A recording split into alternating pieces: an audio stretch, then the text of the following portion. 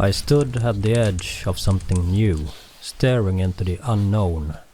It felt intimidating, like looking into the heart of a roaring fire, knowing I had to step through it to reach the other side. I chose to begin a new journey, something I'd never done before. And though I was excited, I couldn't shake the fear creeping in. The fear that I wasn't cut out for this, that the flames would be too intense and my impatience burn me. You have probably been there too.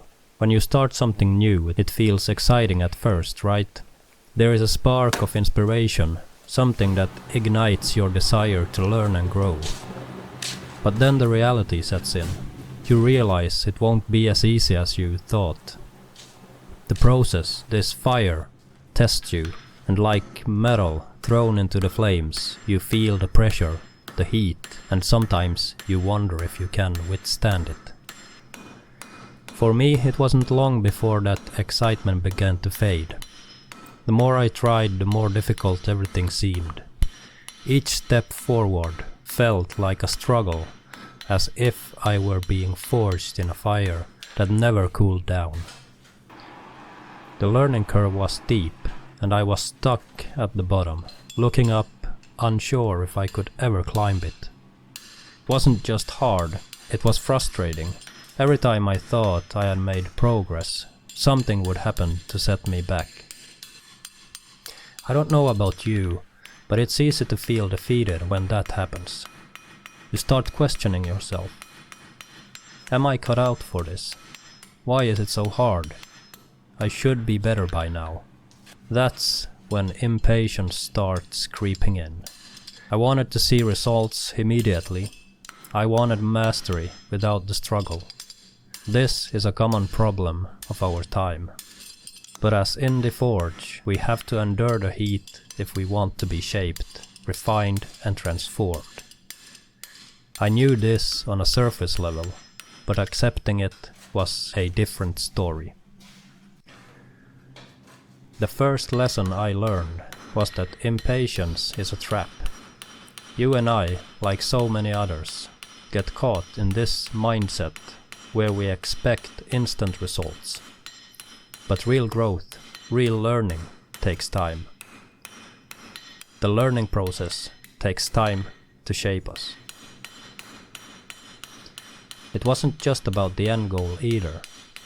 I realized that the process itself was what mattered most. Yes, it was tough at the beginning, but every struggle and every failure was part of the transformation. I had to stop focusing on how far I still had to go and start appreciating how far I had come. Breaking down the journey into smaller steps was the first key to staying on track.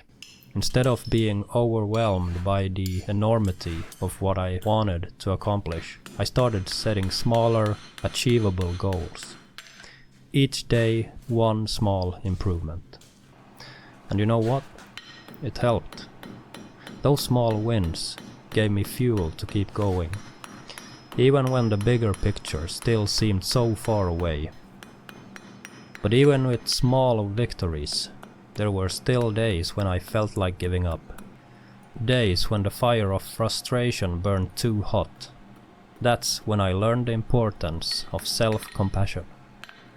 I had to remind myself that it was okay to make mistakes, and that setbacks didn't mean failure. They were just part of the process. As Winston Churchill said, "Success is not final. Failure is not fatal. It is the courage to continue that counts." We have to be kind to ourselves when things don't go as planned. If you have ever been in this situation, you know how hard it is to be patient with yourself, especially when all you want to do is succeed. At one point, I hit a wall.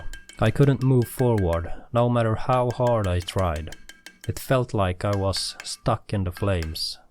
But instead of being shaped by them, I was just getting burned. That is when I reached out for help. Insights that I couldn't see on my own were offered. They helped me adjust my approach, gave me feedback, and showed me that I wasn't alone. That is something we often forget. We are not alone in our struggles. Sometimes all we need is a bit of guidance and a different perspective, and suddenly things start to make sense again. With time, I learned to adapt. What I had originally planned didn't always work, and that was okay. I learned to let go of unpliable expectations and try new things when something wasn't working.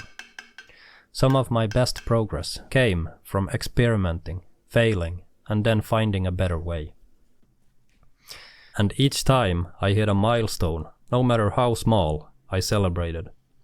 Those little moments of progress kept me going when the road felt long and the heat of the fire felt unbearable.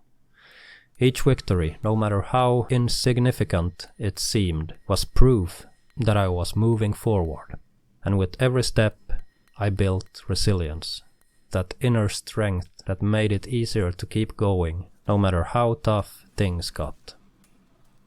It was in those reflective moments, those times when I stepped back to see how far I had come, that I realized how much I had grown. The person who started this journey, full of doubt and impatience, wasn't the same person who stood in the flames now. I had been shaped by the process, forged into something stronger, just like the metal in the fire. You see, the fire, those challenges and frustrations, it didn't break me, it made me, and it will make you too.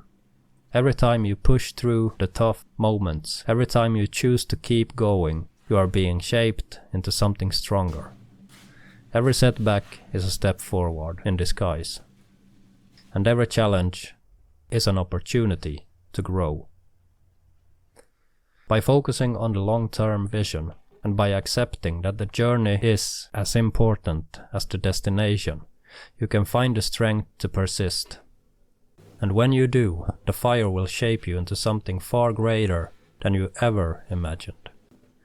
In the end, it's not about avoiding the flames. It's about embracing them, knowing that they are part of what makes you resilient, patient, and strong. So when you stand at the edge of the fire, unsure if you can withstand it, remember, you are not alone. We all start as beginners. And with time, patience, and resilience, the flame that seems so intimidating will shape you into something you never thought you could be. Just like fire shapes metal, the challenges you face now are shaping you into something extraordinary.